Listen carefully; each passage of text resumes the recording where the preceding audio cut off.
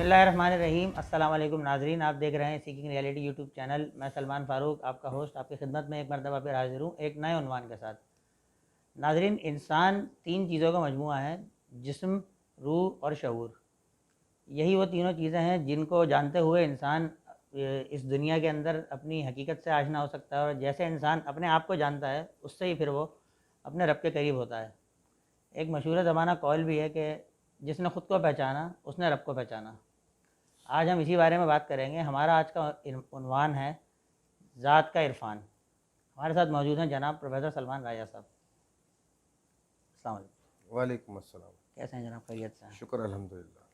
जनाब फरमाइए, इंसान अपनी ज़ात को कैसे पहचान सकता है? और हम सुनते आए हैं ज़ात का इरफान। ज़ात का इरफान क्या चीज़ है, ज़रा इस पर भी रोशनी डालिए। बिस्मिल्लाहिर्रहमानिर्रहीम। शुरू अल्लाह के नाम से जो बड़ा मेहरबान नहायत रहम करने वाला है। मेरी ज़ात के नज़दीक बेहतरीन कलाम कुरान पाक है और बेहतरीन इंसान रसूल पाक सल्लल्लाहु अलैहि वसल्लम। आपने सही जुमले का इंतखाब किया सलमान, के इंसान का जो वजूद है वो तीन चीज़ों पर मुनहसर है: रूह, जिस्म और शऊर। इनकी किसी भी इंसान को हम इंसान जब कहते हैं वो तीनों चीज़ें रखता हो जो सबके पास हैं: रूह, जिस्म और शऊर। रूह और जिस्म का जब मिलाप होता है तो एक तीसरी चीज़ जनरेट होती है जिसको हम इस जुमले में शऊर कह रहे हैं, लेकिन जब वो मुख्तलिफ़ दर्जात पे इर्तिका करते करते शऊर बनती है, लेकिन वो फ़ौरन शऊर नहीं होती। और जब तक वो शऊर नहीं बनती तो इंसान को अपनी ज़ात यानी कि अपने वजूद का इरफान नहीं मिलता, यानी कि उसको हकीकतें नहीं खुलती। और आपने सही फरमाया कि जिसने ख़ुद को पहचाना उसने रब को पहचाना। ये हमने बचपन से हम सुनते आए हैं। तो ये ख़ुद को पहचानना क्या है, ये ज़ात का इरफान क्या है? और ज़ात का इरफान इंसान को जब तक नहीं मिलता जब तक वो इन तीनों प्लेटफॉर्म्स के ऊपर, जिस्म, रूह और शऊर के ऊपर बुलंदियां हासिल नहीं करता, तज़किया नफ्स नहीं करता और तस्फिया कल्ब नहीं करता। कहने को तो ये जो आसान जुमला नज़र आता है कि भाई इस इंसान को ज़ात का इरफान है, ये ज़ात का इरफान लेना चाहिए ज़ात। और हमारे जो बहुत ही छोटी अक़लें हैं, लिमिटेड हमारी जो माइंडसेट है, उसके अंदर हमें ये समझ में आता है कि जी ज़ात का इरफान लेने का मतलब है, मैं जितना मैं अपनी ज़ात के बारे में जानता हूँ, मैं बड़ा सेंसिबल आदमी हूँ, मैं ऐसा दिखता हूँ, अपनी पर्सनैलिटी के बारे में जो कुछ भी हम जानते हैं उसको हम ज़ात का इरफान समझ बैठते हैं, जबकि हकीकत बिल्कुल इससे बहुत बुलंद है। जब हम लफ्ज़ ज़ात की बात करते हैं तो वो ज़ात बहैसियत ख़ुद ज़ात खुद कुछ नहीं होती। या हम सही लफ्ज़ इस्तेमाल करें कि सिर्फ ज़ात से हम सब कुछ नहीं समझ सकते। ज़ात बज़ाते ख़ुद कोई चीज़ तख्लीक नहीं करती या कोई एक्टिविटी नहीं कर सकती। ज़ात के साथ सिफ़ात का होना ज़रूरी है और वजूद का होना ज़रूरी है। जैसा कि आपकी शख्सियत हमारे सामने मौजूद है, तो एक आपकी ज़ात है जो आपके अंदर बसती है, द पर्सनैलिटी सलमान फ़ारूक साहब, और एक आपका ज़ाहिरी वजूद है। आपकी ज़ात है तो आपने वजूद लिया और आप वजूद और ज़ात के साथ सामने बैठे हुए हैं, और इस ज़ात और इस वजूद में कुछ सिफ़ात भी हैं जो आप डिस्प्ले करते हैं। जैसे कि आपको गुस्सा आता है, जैसे आप नरम दिल हैं, जैसा कि आप अच्छे लहजे में बात करते हैं, जैसा कि आप खुश मिजाज हैं, खुश शक्ल हैं, तो ये आपकी सिफ़ात हैं। आपका कद इतना है, आपकी सेहत ऐसी है, आँखें ऐसी हैं, नाक कान, ये जो भी आपके फ़ीचर्स हैं ये आपकी सिफ़ात हैं ज़ाहिरी। तो इंसान जब ये कॉन्सेप्ट समझता है और सोचता है कि ज़ात का इरफान क्या है और वो क्यों ज़रूरी है, और इस हदीस की रोशनी में बहुत इम्पोर्टेंस हमें मिलती है कि आपको अगर रब तक पहुंचना है या अपने क्रिएटर से ताल्लुक़ कायम करना है, अल्लाह ताला से ताल्लुक़ कायम करना है, तो वो हो नहीं सकता जब तक आपको अपनी ज़ात का इरफान ना मिले, यानी कि अपनी ज़ात की हकीकतें आया ना हो जाए आपके ऊपर, वजूद इंसानी या वजूद की हकीकतें आप पे आया ना हो जाए।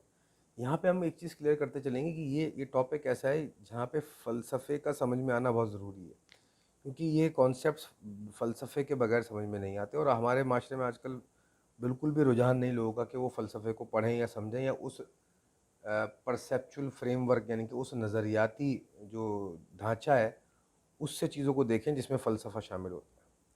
तो ज़्यादातर लोग हमें जो मिलते हैं वो यही कहते हैं कि जो आप जो गुफ्तगू कर रहे हैं ये हमें बहुत मुश्किल लग रही है, या ये हमारी समझ से बाहर है, इतने इस एंगल से हम नहीं समझते। वो इस वजह ये होती है कि वो फ़लसफ़े के जो है वो शागिर्दों में से नहीं होते, انہوں نے فلسفہ نہیں پڑھا ہوتا.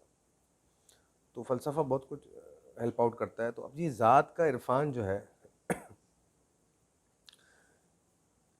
جب رب، جس کو ہم رب مانتے ہیں، اللہ تعالیٰ کی صفات میں سے ایک صفت ہے ربوبیت کی.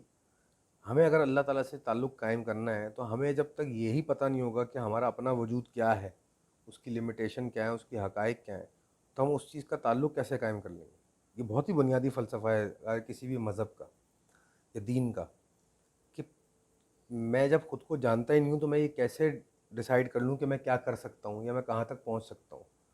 تو میجورٹی لوگ جو ہوتے ہیں پوری زندگی اسی خام خیالی میں گزار دیتے ہیں کہ وہ اپنی شخصیت کو پہچانتے ہیں، ذات کو اور اپنے وجود کو نہیں پہچانتے. بڑا فرق ہے شخصیت اور ذات اور وجود میں. اور وہ تعلق قائم کرنے میں جڑے ہوتے ہیں اللہ سے، اور ان کو لگتا ہے کہ انہوں نے تعلق قائم بھی کر لیا ہے، اور وہ اپنی اسی خام خیالی یا غلط فہمی میں یا گمراہی میں یا جو بھی اس کو نام دینا چاہیں، اس میں رہتے ہوئے زندگی گزار کے چلے جاتے ہیں. اور نقصان کس کا ہوتا ہے؟ دنیا اور آخرت انہیں کی خراب ہوتی جا رہی ہے.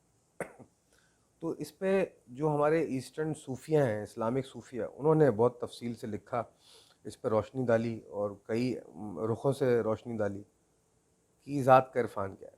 انسان جب اپنی نفس کے ارتقائی سفر میں چلتا ہے تو اس ارتقائی سفر میں ایک ایسا مقام آتا ہے جہاں اس کو اپنے وجود کی حقیقت کا اندازہ ہو جاتا ہے. یعنی کہ وہ وجود کی اوقات کیا ہے، اس کی لمیٹیشنز کیا ہیں، اس کی گریٹنس کیا ہے، اور وہ کس حد تک فانی ہے. جب اس کو یہ تمام حقائق آشنا ہو جاتے ہیں تو وہ انسان گویا ذات خداوندی تو نہیں کہیں گے، ذات خداوندی نے جو کائنات بنائی ہے اور اس کو جو وجود بخشا ہے، وہ اپنے وجود کو فنا کر لیتا ہے. جب وہ اپنے وجود کو فنا کر لیتا ہے اس پوری کائنات کے سسٹم کے اندر، تو یہ وہ پوائنٹ ہوتا ہے جب اس کو اپنی ذات کا عرفان ملنا شروع ہوتا ہے. اس کو ویسٹ میں انلائٹمنٹ بھی کہتے ہیں. یہ وہ پوائنٹ ہوتا ہے جب آپ کی روح بیدار ہو جاتی ہے، آپ انلائٹنڈ ہو جاتے ہیں. انلائٹنڈ ہو جانے کا مطلب کیا ہوتا ہے؟ کہ اپنی سیلف اویئرنیس کی انتہا پر کوئی انسان. ہمارے معاشرے میں اور ویسٹ میں بھی ایک گمراہی بڑی کامن پائی جاتی ہے کہ جو انسان اس مقام تک پہنچ گیا جس کو ہم سیلف اویئرنیس کہتے ہیں، انلائٹمنٹ کہتے ہیں یا ذات کا عرفان کہتے ہیں، کہ وہ انسانیت کے بلند ترین درجے پہ پہنچ گیا. ایسا کہیں بالکل بھی نہیں ہے، جبکہ بات اس کے بالکل برعکس ہے. اس مقام پر پہنچ جانا تو گریٹنس کی ابتدا ہے. یعنی کہ اپنی ذات کا عرفان مل جانا تو کائنات کے جو جو جو سسٹم ہے اس کی بلندیوں پر چلنے کی شروعات ہے. اس سے اور بلند بلند مقامات موجود ہیں جو تاریخ میں لوگوں نے ڈسپلے بھی کیے، اس پہ ہم انشاءاللہ کسی دن بات کریں گے. تو گویا جب آپ اپنے نفس کے اب لوگ کنفیوز ہوتے ہیں کہ یہ نفس کا ارتقا کیا ہے. دیکھیے جی، ہمارے معاشرے میں کامن بولا جاتا ہے کہ نفس کو قابو کرنا ہے، نفس کو سپریس کرنا ہے، نفس کو دبانا ہے، نفس کا گلا گھونٹنا ہے. یہ ساری غلط ٹرمز ہیں. ہمیں ایسا کچھ بھی نہیں کرنا. ہمیں نفس کا ارتقا کرنا ہے، اس کا تزکیہ کرنا ہے.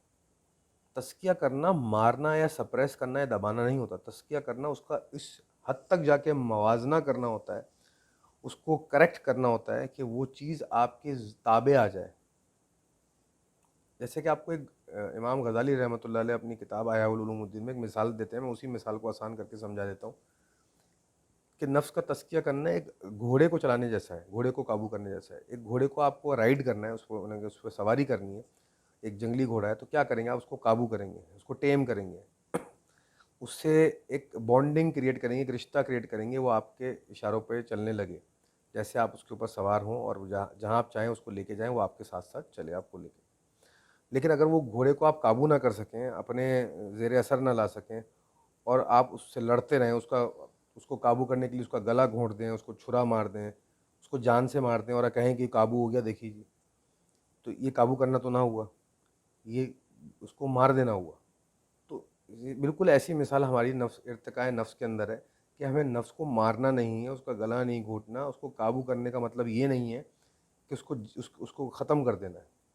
اس کو قابو کرنے کا مطلب یہ کہ نفس ایسا گھوڑا بن جائے جو آپ کا بالکل وفادار ہو اور آپ کے اشاروں پر چلے، آپ اس کے اشاروں پر نہ چلیں یا آپ اس سے تعلق ختم نہ کر دیں اس کو مار کے. تو جب انسان اس سفر پہ چلتا ہے نفس کے ارتقاء کے اوپر، اس کی تزکیہ کے اوپر، تو انسان کی زندگی میں ایک ایسا پوائنٹ آتا ہے، ایک ایسا مقام آتا ہے اس سفر کے اندر کہ جب اس کو اپنے وجود کی عین حقیقتیں عیاں ہو جاتی ہیں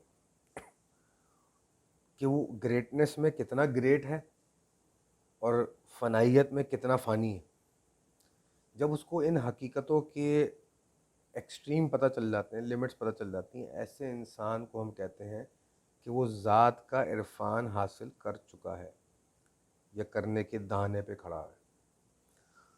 اور پھر جب انسان کو ذات کا عرفان مل جائے تو اس کو اپنی وجود کا عرفان مل جاتا ہے، اپنے وجود کی حقیقت آیا ہوتی ہے، اور پھر وہ اپنا تعلق رب باری تعالیٰ سے، یعنی کہ اپنے کریٹ کرنے والے سے، اپنے مالک سے قائم کر سکتا ہے، کیونکہ اس کو بہتر اندازہ ہوتا ہے کہ اب جب میں اپنی ذات کا عرفان لے چکا ہوں تو اب میں اس کی ذات کا عرفان لوں، یعنی کہ تعلق قائم کروں. اس کو ہم کہتے ہیں تعلق باللہ. ذات کا عرفان حاصل ہونے کے بعد انسان کے اندر حکمت اور بصیرت کی صلاحیتیں بیدار ہوتی ہیں، جو کہ عطا ہوتی ہیں اللہ کی طرف سے، ظاہر بات ہے جو ہم نے سنا بھی، پڑھا بھی، اور جو حقیقت بھی ہے. اور اس ذات کے عرفان مل جانے کے بعد ایسا انسان جو عرفان رکھتا ہے وہ با حکمت اور با بصیرت تو ہوتا ہے، اور وہ نظام خداوندی سے کے عین مطابق، یعنی کہ فطرت خداوند جو اللہ نے کائنات بنائی ہے اس کی فطرت کے عین مطابق زندگی گزار رہا ہوتا ہے. پرفیکٹلی جیلڈ ہوتا ہے وہ سسٹم آف دا یونیورس سے. اس کو ویسٹ میں کہتے ہیں ایسا انسان یونیورسل ہیومن بینگ ہو جاتا ہے. وہ اس کی انرجی جو ہوتی ہے وہ یونیورسل انرجی ہو جاتی ہے اور وہ پوری یونیورس سے کنیکٹڈ ہو جاتی ہے. اور پھر یہ سفر بہرحال اس کے اپنے درجات ہیں. اس پہ ویسٹ کے جو اسپریچولسٹ انہوں نے الگ لکھا ہے، جو ایسٹ کے صوفیہ اور اولیاء ہیں انہوں نے الگ لکھا ہے، جو کہہ لیجیے فار ایسٹ کے بدھسٹ مونکس ہیں انہوں نے الگ، ان کی پریکٹسز الگ ہیں، ہندو مذہب کی الگ ہیں. ہر مذہب میں اس کانسیپٹ کی ڈیٹیلنگ ملتی ہے اپنے اپنے ٹرمنالوجیز کے اندر، اور ہر مذہب میں اپنی اپنی پریکٹسز بھی اس کے اوپر ہوتی ہیں کہ انسان ذات کا عرفان، جس کو ہم ہندو مذہب میں کہتے ہیں کہ مکتی مل گئی ایسے انسان کو، اس نے، اور بدھ مذہب میں کہتے ہیں نروانا حاصل کر لیا ایسے انسان نے، اور ویسٹ میں کہتے ہیں ہم کہ وہ انلائٹنڈ ہو گیا وہ شخص. تو اپنی اپنی پھر پریکٹس نے، کہیں کانسیپٹس میں یہ کمی بیشی کہ لوگ سمجھتے ہیں یہ فائنل لیول ہے، کہیں کچھ لوگ سمجھ رکھتے ہیں وہ کہتے ہیں نہیں اس سے بھی آگے مقامات ہیں. اور جو ہمارے کلچر میں پاکستان میں انڈو پاک میں جو سب سے زیادہ اس پہ اچھا خوبصورت کام کیا، ستائش کے قابل جو کام کیا، وہ علامہ اقبال نے کیا. انہوں نے اپنی شاعری کے ذریعے اس مقام کے جو ارد گرد کے تانے بانے بنے اور اس سے آگے کیا منزلات آتی ہیں اور اس مقام تک جب انسان پہنچتا ہے اس پر کیا کیفیات گزرتی ہیں، انہوں نے بہت ہی خوبصورت انداز میں اس کو ڈھالا ہے اپنی شاعری کے ذریعے، جس کا مثال ہمیں نہیں ملتی. اور بائی فار اس لیے ان کو ایسٹ کا one of the best poet بھی کہا جاتا ہے، مفکر، فلسفی، صوفی شاعر کہا جاتا ہے، کہ ان کا یہ کام جو ہے وہ قابل ستائش ہے، اس میں کوئی شک نہیں. اور جو بھی انسان ان کو پڑھے اس سے بہت کچھ سیکھنے کو ملے گا، غور و فکر کرنے کو ملے گا. بہرحال اللہ ہم سب کو اپنی ذات کا عرفان لینے کی توفیق عطا فرمائے، اور ساتھ ساتھ اس کے بعد اللہ کے ذات کا عرفان لینے کی بھی اور اس کے روبرو حاضر ہونے کی توفیق عطا فرمائے، اور تعلق قائم کرنے کی توفیق عطا فرمائے. امید ہے ہماری اس گفتگو سے جو تھوڑی بہت لوگوں کے مائنڈ میں غلط فہمیاں ہوں، مس کنسیپشن میں، وہ دور ہوئے ہوں، اور وہ اس گفتگو کو سن کے بہتر انسان بننے کی کوشش اور جستجو میں پیش رہیں. بہت بہت شکریہ. بہت بہت شکریہ پروفیسر صاحب. ناظرین، امید کرتے ہیں جو گفتگو ہم نے یہاں کی ذات کے عرفان سے متعلق، اس میں کافی کانسیپٹ بھی آپ کے کلیئر ہوئے ہوں گے، اور جو بھی آپ کا اس میں کوئی سوال ہے اس سے متعلق، آپ کمنٹ سیکشن میں اس کو ضرور پوسٹ کر سکتے ہیں. اپنی رائے کا اظہار ضرور کیجیے. ہماری ویڈیوز کو لائک کیجیے، سبسکرائب کیجیے، بیل آئیکن پہ کلک کیجیے. اگلی ویڈیو تک کے لیے ہمیں اجازت دیجیے. اللہ حافظ.